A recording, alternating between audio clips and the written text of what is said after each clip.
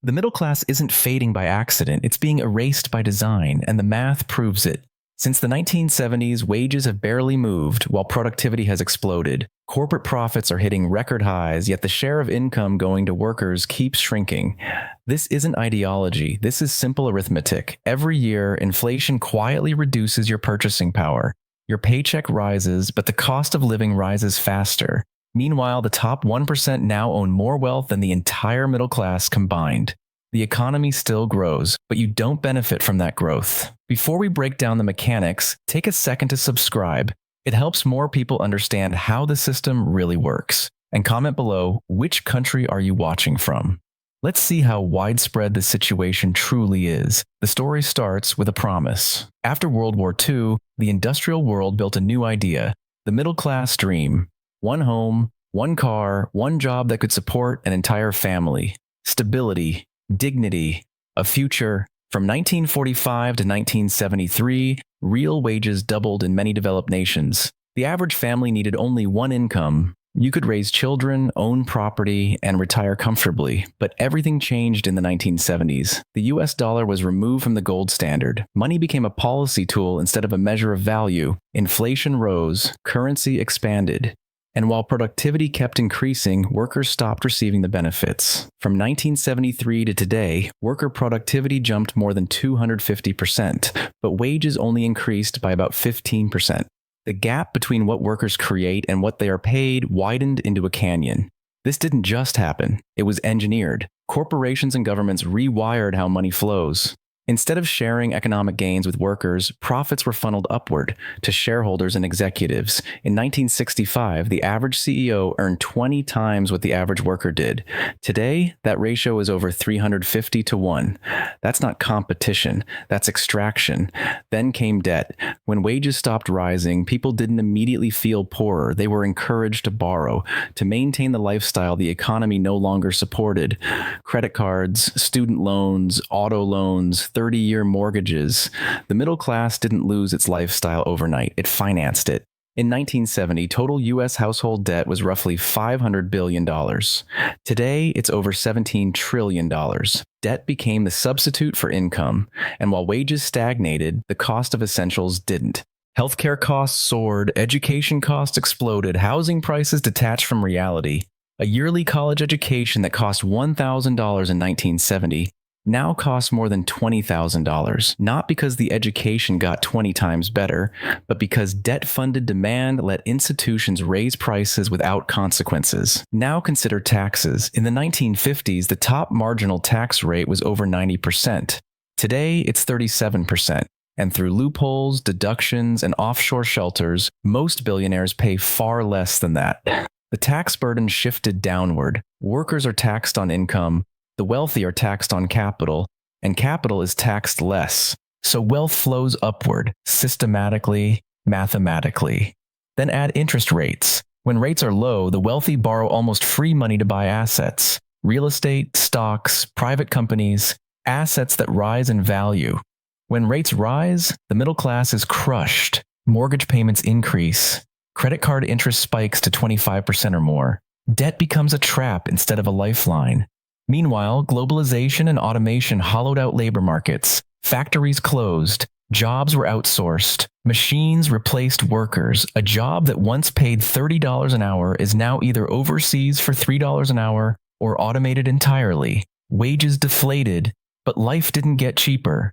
Then came asset inflation. The middle class saves money. The wealthy buy assets. Since 2008, central banks have created more than $30 trillion. That money didn't go to wages, it flowed into the stock market and real estate, assets owned overwhelmingly by the wealthy. Today, the top 10% own 89% of all stocks. The middle class owns 6%, so when asset prices rise, the wealthy gain billions.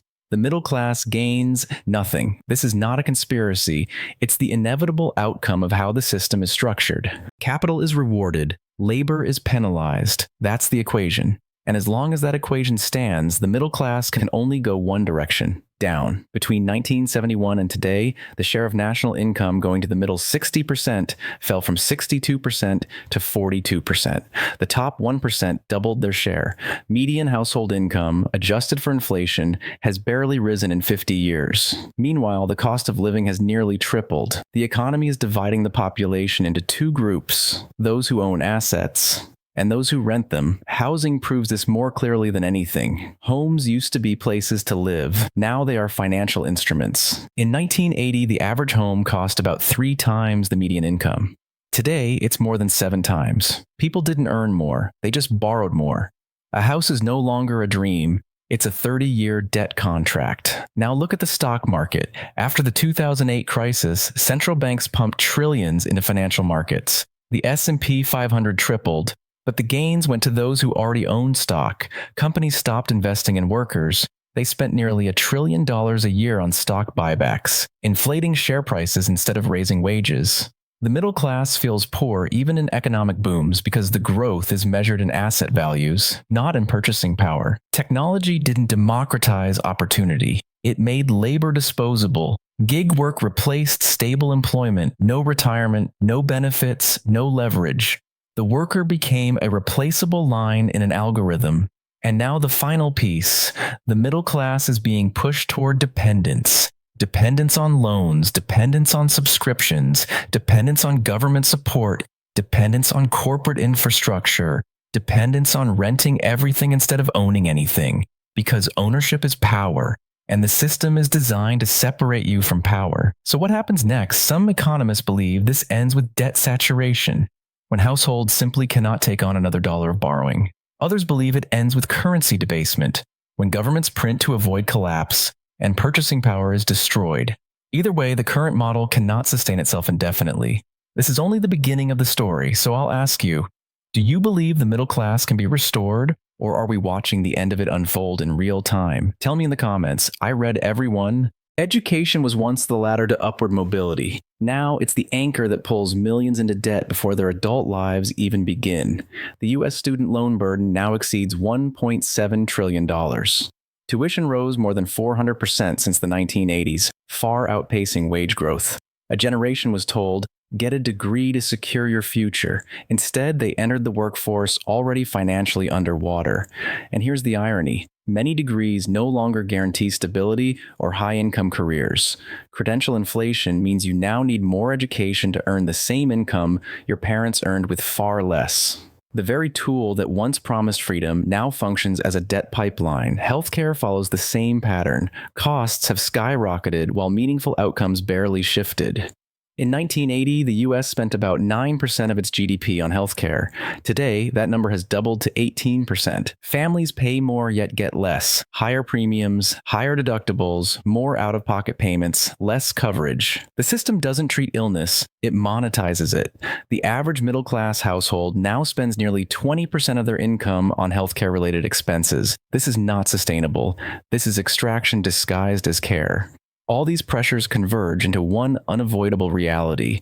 The middle class no longer owns its future. Savings rates hover near record lows. Nearly 60% of Americans now live paycheck to paycheck. And this is not just an American phenomenon. In Europe, Asia, Latin America, the pattern repeats: stagnant wages, rising living costs, assets drifting further out of reach.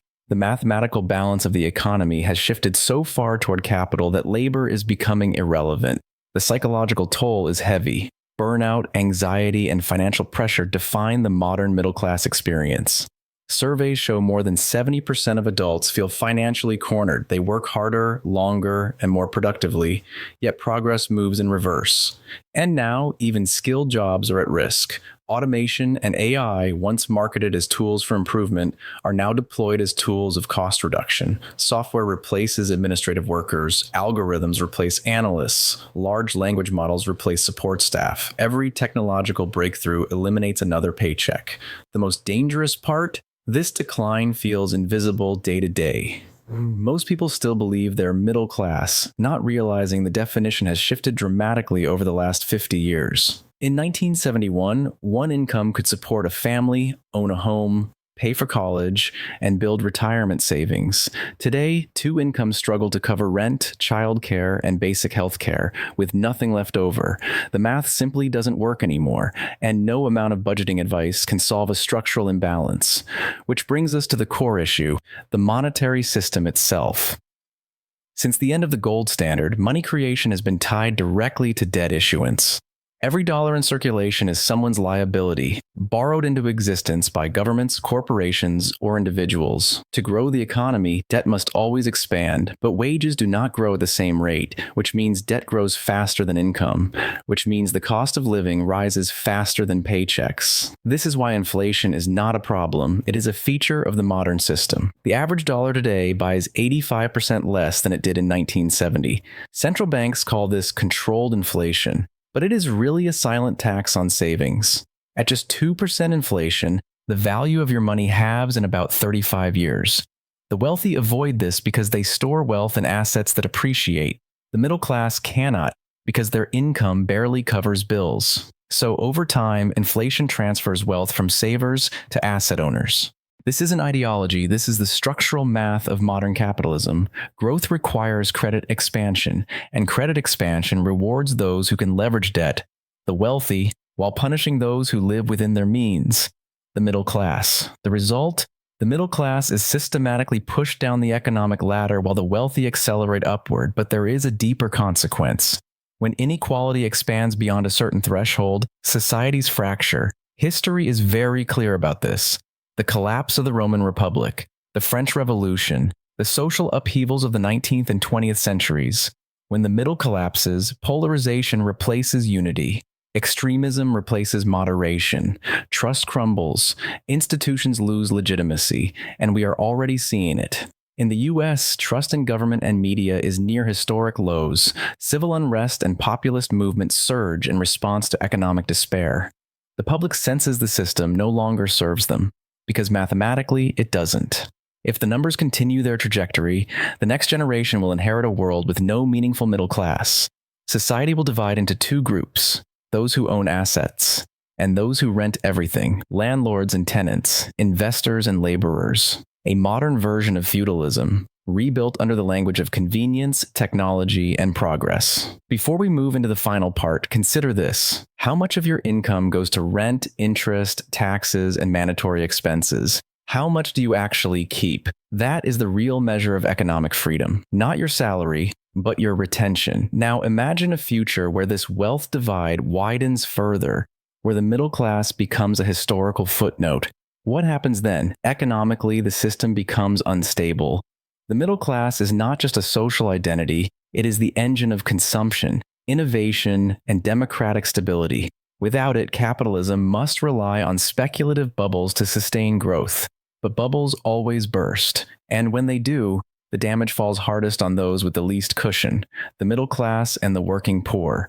Here's the paradox: the system needs the middle class to survive. But the system structure is designed to erode it. Every crisis, recession, pandemic, war, is met with the same response: money printing. And every round of stimulus inflates asset prices first, benefiting the wealthy, while consumers get hit with higher prices later. That's not relief. That's redistribution upward. Take the pandemic as the clearest example. Governments injected over $20 trillion into the global economy. Stock markets soared. Luxury markets boomed. Billionaires gained over $5 trillion in wealth. Meanwhile, small businesses closed, wages stagnated, inflation hit 40-year highs. The middle class was told they were being helped, but their purchasing power collapsed instead. By 2023, the average family was paying 25% more for the same groceries and utilities as 2 years before. Inflation wasn't an accident, it was the mathematical result of the debt-based monetary system. Every dollar created must be repaid with interest, which means debt always exceeds money supply, which means new money must always be printed, which means the value of money must always fall. Those closest to the creation of money gain wealth, those furthest lose it. This is known as the Cantillon effect. It ensures wealth flows upward permanently. This is why the middle class is disappearing. Not because people are irresponsible, not because of budgeting mistakes, but because the system is designed to benefit capital over labor, ownership over effort, assets over wages. The rich don't work for money. They own the structures that multiply it. The middle class trades time for wages that shrink in value. In 1970, one income bought a home. Today, two incomes can barely pay rent. And the value created by productivity gains, it moved upward into shareholder profits, CEO pay packages, and corporate balance sheets. To understand how we arrived here, we must look at how economic ideology shifted. In the mid-20th century, Keynesian economics dominated. Governments were expected to stabilize markets, protect workers, and preserve employment. But by the 1980s, neoliberalism took hold. Deregulation, privatization, globalization, taxes on the wealthy fell, unions weakened, public safety nets deteriorated. For a while, life still felt comfortable. Cheap imports, cheap credit, and rising technology masked the decay. But the foundation was eroding, wages flattened, job security disappeared, and the cost of living exploded.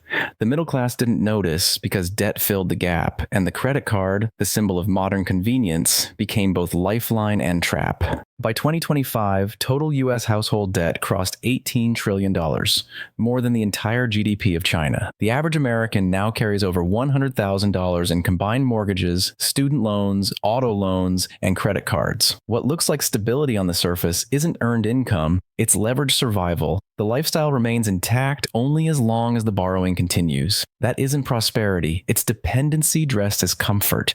And that dependency isn't accidental, it's structural. Because a population in debt is a population that stays in line. When you owe, you work, you comply, you don't question, you don't resist, you're too busy keeping up with payments to confront the architecture of the system itself. The genius of modern finance is subtle. It replaced chains with credit. The middle class doesn't notice the trap because the cage looks like freedom. It has a kitchen, a car, a subscription plan, a credit limit increase every year. The bars are invisible, and the system rewards your captivity.